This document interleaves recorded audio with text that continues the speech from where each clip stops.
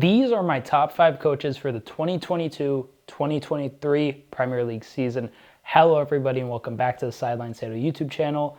I'm Sedo, and today I'm going to be looking at my Coach of the Year award for the Premier League, and I'm going to be going through more awards like this throughout this week leading up to my Premier League predictions, so stay tuned for more awards.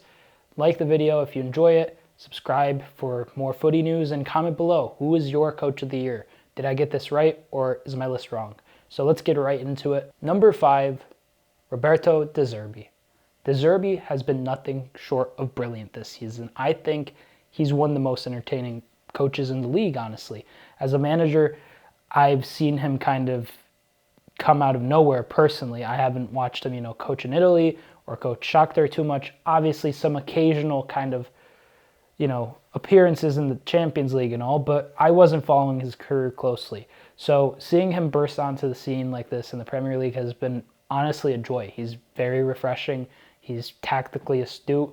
He seems like a good man manager as well. Seems like he's handled some issues throughout the season that have kind of flared up, and he's kind of put it to rest, primarily Trossard's departure and Moise Caicedo kind of, trying to get a move out in January. He kind of, he binned off Trossard, and with Caicedo, it seems like they handled that behind the scenes, and Caicedo kind of fell in line and probably will move this summer, but at the end of the day, it was, he got him to still play at a high level, and they got Europa League football, so that's huge for Brighton. They got some major historic wins, some first wins. I can't remember them off the top of my head, but getting the best out of the likes of, Mitoma, McAllister, Caicedo, and Ciso, that it's been incredible seeing some of these people play. They play at such a high level, and he has had some issues. He put in Jed Steele for a while. It seemed like some stuff happened with Sanchez. He dropped him, and then Steele was there. So there was a few kind of moments. If he got them Champions League, he'd be much higher on this list. But to come into a new league that you've never coached in before, Potter had really cultivated a ecosystem at Brighton that he was in charge of. To come into that role at Brighton, after the departure of Potter, has been a masterstroke by Tony Bloom and Brighton, and De Zerbi has been nothing short of brilliant. And I would have him much higher on the list if it weren't for 4 other coaches that I'd say have just kind of deserved more recognition than him this past season. But amazing job by Roberto De Zerbi. Congrats to Brighton on Europa League. Number 4, Gary O'Neill. So Gary O'Neill's inclusion might be a little skeptical to some, but on paper it does kind of seem like a reach, but bear with me. Ultimately, Gary O'Neill took over as caretaker from Bournemouth after the 9-0 loss to Liverpool, and he came in and then eventually became head coach.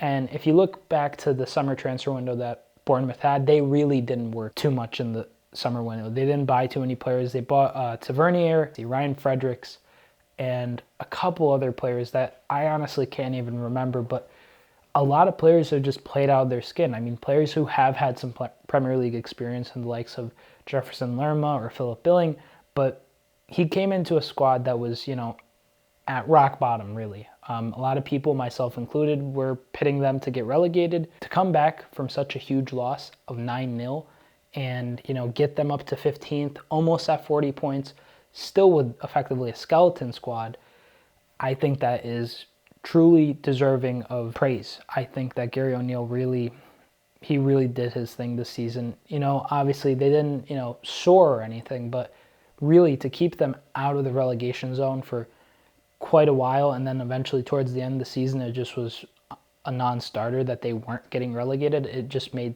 sense that they would stay up. I think it was a great season for Bournemouth, and I think Gary O'Neill managed them really well, and he really just got the most out of a very thin squad that a lot of those players, let's be honest, aren't necessarily Premier League level. So to really kind of keep them up has been impressive. But this upcoming season, both Gary O'Neill and Bournemouth are going to have to buckle down. They're going to need to invest, and they're going to have to figure out a way forward, because even with, the lack of funds, it's going to be hard to stay in the Premier League if they don't invest again, because they did stay up, and, it was cagey at the start. It was at the beginning of the season, everyone just thought they were going to get relegated. After that 9-0, I was sure that they were gone. So Impressive from Gary O'Neill. Congrats to Bournemouth on staying up. Number 3, Mikel Arteta. Arsenal fans, please put the pitchforks down. Do not get angry. Sound off in the comments if you're upset with it. But hear me out. Mikel Arteta really did an amazing job this season with Arsenal. He got them Champions League football for the first time in a while. He had them in the title race up until like the last few games. They were on top of the table for a very long time, but they capitulated. And that the whole season will get judged on your final position at the end of the day.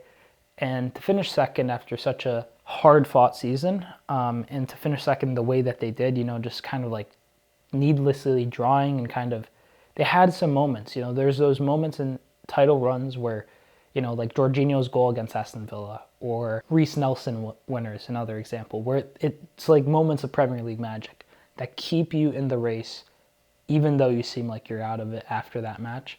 Right before the whistle goes, you score or something and you win the game or draw it. And ultimately, Arsenal had those moments. They didn't capitalize on said moments. And the main reason that I'm putting Arteta at 3 is because, and this isn't necessarily his fault, the injury, but he continued to play William Saliba in the Europa League in a major game against Sporting Lisbon that, went on to like extra time and all this. But the thing is, and you can't blame Arteta for keeping him in, wanting to, win that game. It makes sense. Every coach should want to win every game. That's just logic. But it wasn't a smart move in the Premier League race, and from that perspective, to do that, because obviously Saliba gets injured and then he's out for the rest of the season and he needs like back injections to play like games and stuff, and now he might need surgery. I don't know if that's true, but it was a bad back injury in the sense that it kept him out for an extended period of time at the most crucial period of season. And while, hindsight is 2020, if Mikel Arteta had known, obviously would have subbed him out. It does deduct points. I mean, even then, they should have, without William Saliba, been able to take some more points than they had done, and some games they shouldn't have lost.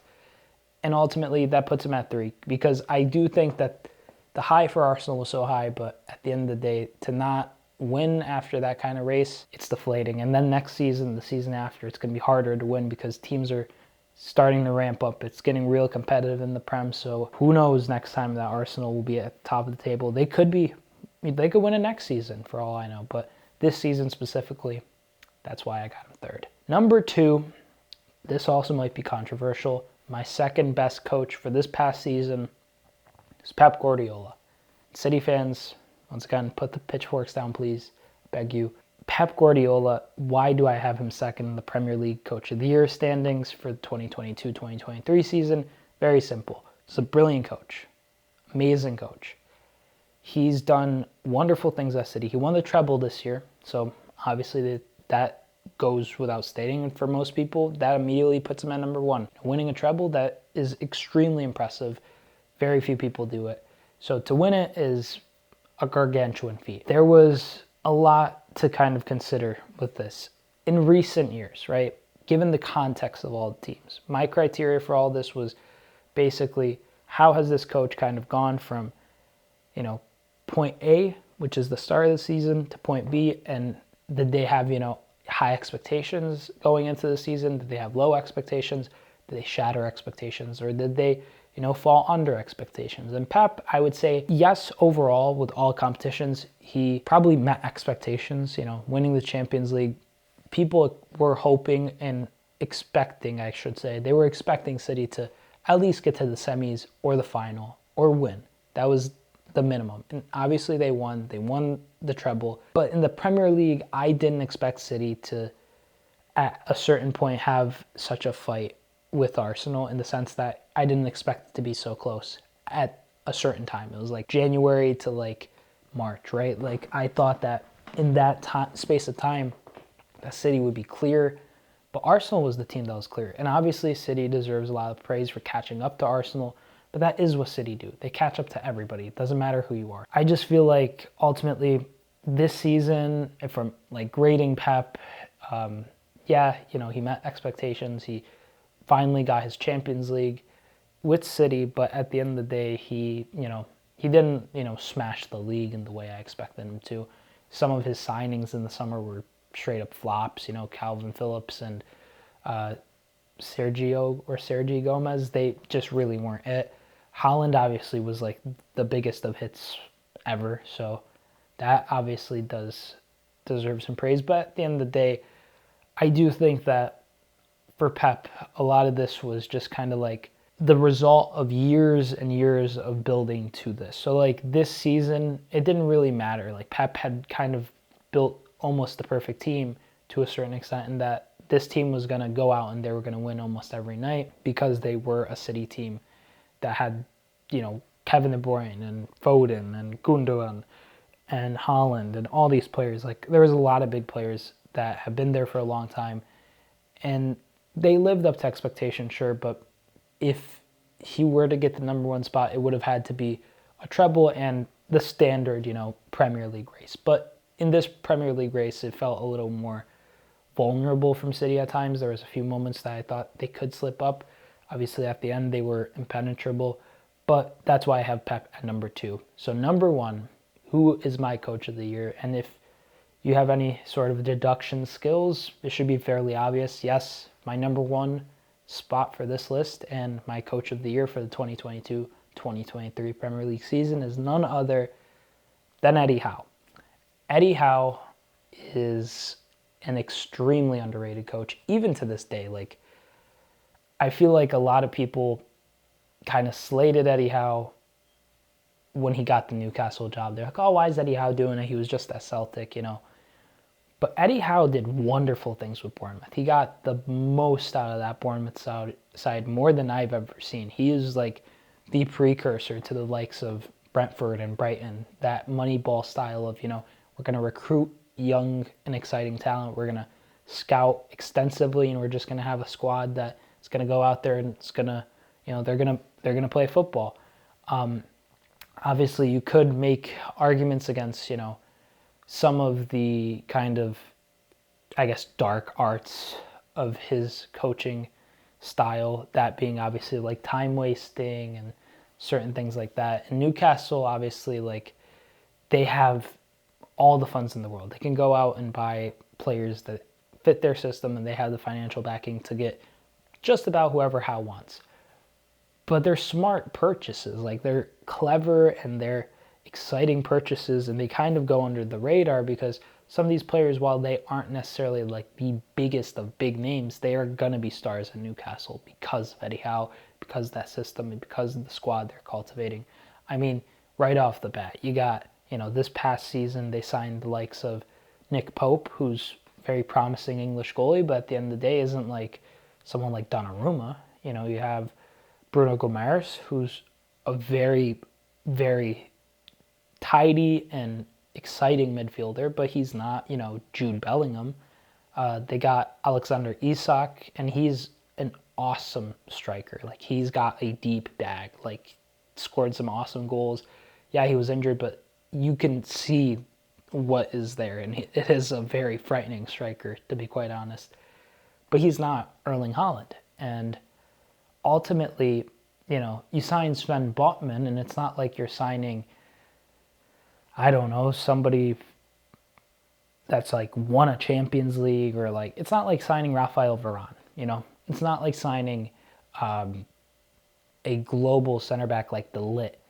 Sven Botman is a little more kind of low-key in that regard. Obviously, all these players are very high quality, even the players, the players I compared and the Newcastle players, but at the end of the day, to get these players who are, I guess, in a sense, by default, lesser known, and to make them into stars, that's what I love seeing. That's how I rate a coach. Like, that's what you got to do to succeed in the league. And obviously, all these coaches have, done it. You got, obviously, Pep, he's gotten a new perspective on John Stones, and he's made Julian Alvarez play amazing, when he plays, and Gundogan and Haaland, all these players.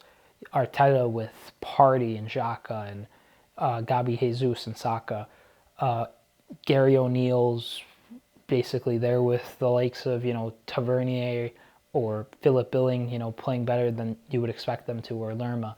And then with Brighton, you got, Matoma and Caicedo and then Ciso and McAllister, all these wonderful players. But with Eddie Howe, the thing that I always have appreciated with him is he is just such a driven coach. Like, you could see the way that he kind of carries himself, the way that he builds a rapport with his team is honestly commendable. And I think getting, the most out of the likes of, Miguel Almiron or Jacob Murphy, even Callum Wilson, who, a lot of people have wrote off.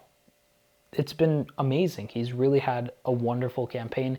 And to get them fourth place, I think that was above my expectations. It was above some people's expectations. A lot of Newcastle fans and others have very much been of the belief that Newcastle was going to get Champions League anyways, but to do it with what I would believe is, a kind of ahead of schedule manner, in the sense of, you're not even, it's not like they, got like Europa League or the Conference League one season, then they got, Champions League the next. No, they just got Champions League, and that's awesome for them. So a round of applause to Eddie Howe, Newcastle, and everybody over on Tyneside.